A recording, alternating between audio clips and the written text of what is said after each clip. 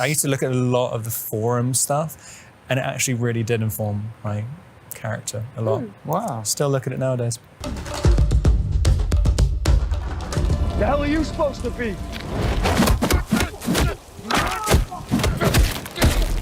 I'm vengeance. Hi, I'm Robert Pattinson. Hi, I'm Zoe Kravitz. Hey, I'm Paul Dano. I'm Jeffrey Wright. We're going to talk about some fan theories for the Batman. This is from Punisher, 1983. In The Batman, Rob Pattinson plays Thomas Wayne, not Bruce Wayne. In all of his interviews I've read, he only refers to the character as Batman, if at all. It might be because philosophically, Batman is the real person and Bruce Wayne is the disguise, but what if it's a surprise for the audience to discover that this is the alternate universe where Bruce dies that night in Crime Alley, and that makes Thomas angry enough to become a vigilante himself? Correct! Wow. That person could write that comic, maybe. Write that movie. Thomas died quite famously, though, no? in the kind of lore of... Saying in a different part of the universe. Oh, an alternate universe. In a separate universe. Yeah. I do occasionally say Bruce Wayne as well. So, multiverse, the real story, the Thomas Wayne story, then they can meet in a different multiverse, and both father and son are like vigilante fighters. This is now a pitch meeting. We're now just like pitching the second movie. Fans are writers of this stuff as much as Matt Reeves and the writers who write these scripts. Well, he's a fan also. Interesting idea, but not quite right. This is from I'm Dogfather with two G's. I think Thomas and Martha were leaders of the Court of Owls in this timeline. I like that one. Oh, that's a... Okay. Oh. Bro, you gotta go read Court of Owls. Court of Owls is the best one. I didn't read Court of Owls. Good. It's the first in a new run of Batman. The first issue is insanely good, and that would be messed up. I mean, that's a cool theory. If they disappear and kind of they're secretly running it, that would really, really be a very, very difficult thing for Bruce to handle. Oh, it'd be a nightmare. Which is It'd be fine an since you're absolute not Bruce Wayne. You're Thomas. I was definitely kind of thinking that Court of Owls is probably going to be in the sequel. It definitely seems don't like... say it! Well, I mean, I'm literally just guessing. I just keep saying it. Court of Owls would be dope. Good thing it's not in this film. Or is it? Or is it? Yanni's Nerdverse. I've been seeing a lot of the Riddler is Bruce's half-brother theory recently. They are definitely connected through childhood, as Riddler was an orphan in the Wayne's orphanage. I've been trying to reach you. But I would be surprised if he's related to Bruce through blood. Not bad. Not bad where they're going with this. Similar tastes in hats or masks. Brother from another mother. It's kind of the vibe.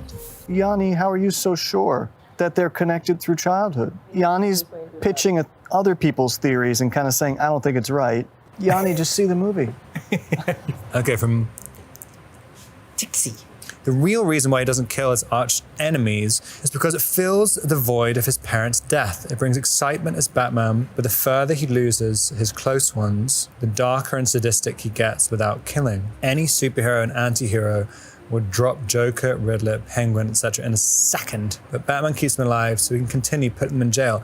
That is actually one of the things that I was really thinking. I think he keeps going after low-level criminals every night, and partially he's wanting to relive the trauma of his past and rewriting history, because it's otherwise, you know, he's not going after a lot of the time a corrupt president or something. He's going after the same low-level kind of thugs that killed his parents. He almost keeps his parents alive by fighting in these alleyways or alleyways like Crime Alley. Yeah, that's good. I like that. Trauma loops. Okay, Shawshank S. Singh says, at 1:15, the sins of my father. Maybe this foreshadows the theory that the Wayne family was involved in some shady business. Maybe it does. Is that Matt's? Yeah, Matt wrote that. Yeah.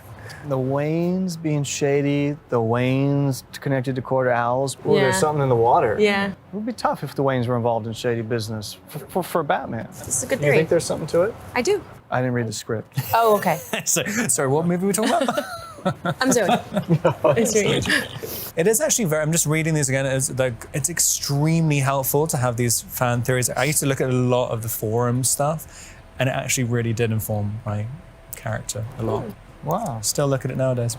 I generally lurk sometimes I just get pushed a little far and I have to respond to something. So when sometimes you just see a quite abstract message going like, just please, just leave me alone. That's Rob. That's me. Stop picking faults. It's too much. I'm doing my best. I'm doing my best. That's Rob. Crooked Lines 4216. Typically, the death of the Waynes happens while they are leaving the movies. Also, it's usually a Zorro movie. Assuming the Batman takes place in modern day, and that Bruce Wayne is roughly 28 and was 8 when his parents were killed, which would place the death of the Waynes at roughly 2002, which means the only Zorro property out was a crappy straight-to-video animated film. It's not out of the realm of possibilities that Thomas and Martha Wayne were killed while leaving a showing of Scooby-Doo, 2002. Great movie. Who is this? This is Crooked Lines 4216, which also may be Matt Reeves' username. You That's are seriously insightful. out there. Wasn't that one of the films that Matt talked about he referenced? Was Chinatown? And Scooby-Doo. Scooby-Doo. Yeah, correct. We might have to cut that question. That's too It's too on point. It's a Two little on the close. money. This is from Project Alice.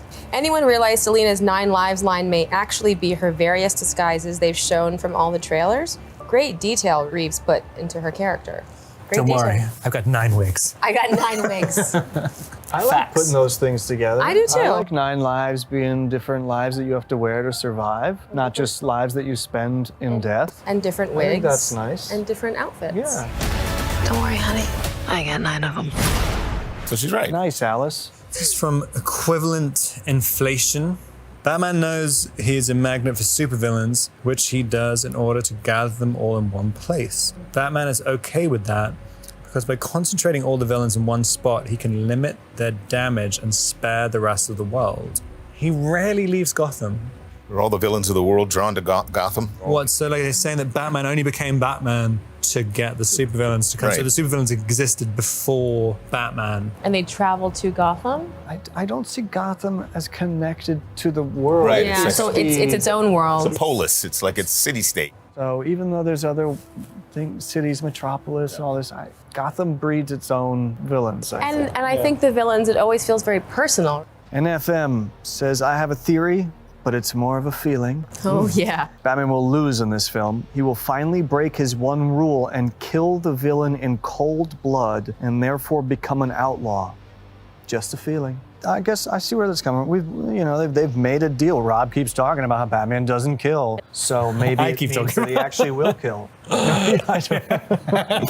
Kill the villain in cold blood. Well, Just a feeling. Let's see. It would be an interesting way to kind of start a new telling of Batman that he's just awful.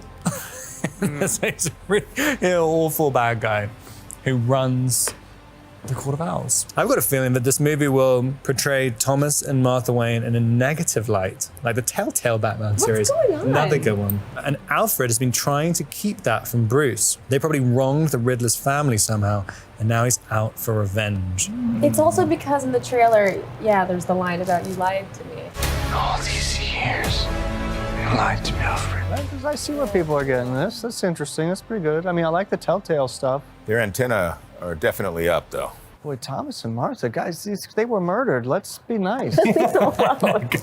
This theory is from Dr. Charisma. As for whether or not the Court of Owls will actually appear, I think I may have proof. The first shows that the card the Riddler leaves for Batman has a design of an owl on it. With the second showing, a person at the gala appears to be wearing a white mask covering all of their face except for their eyes. Wait, Weird, he actually is. wow, the court's trademark MO. That's just a person. He does have a strange I mean, face. I think I don't think they're wearing a mask, I think he right? might just have a really small mouth. I think it's just blurry. There's a big light source, and And they're pale. there's some. No, I don't trust that person's face. But I know what scene this is in. That person's not wearing That's a mask. strange. If the Court of Owls was at work, we wouldn't know it. Is the thing. Yeah, That's true. it's true. It looks a bit like an owl there. This That's guy. what he's. Oh, you. You're talking about yourself. I mean, it does kind of look like an owl. All right, Dr. Charisma. I would say job well done. Yeah, I thank think you they're for your pretty theories. Y'all are either very crazy or very smart, or both. I'm really happy that we don't write the movies as well. And it's clear you guys are really paying attention. You're always sniffing out these owls everywhere. You know, there's a lot of detective work going on outside of the Exactly. detective comics. Thank you for watching Fan Theories. That was really fun.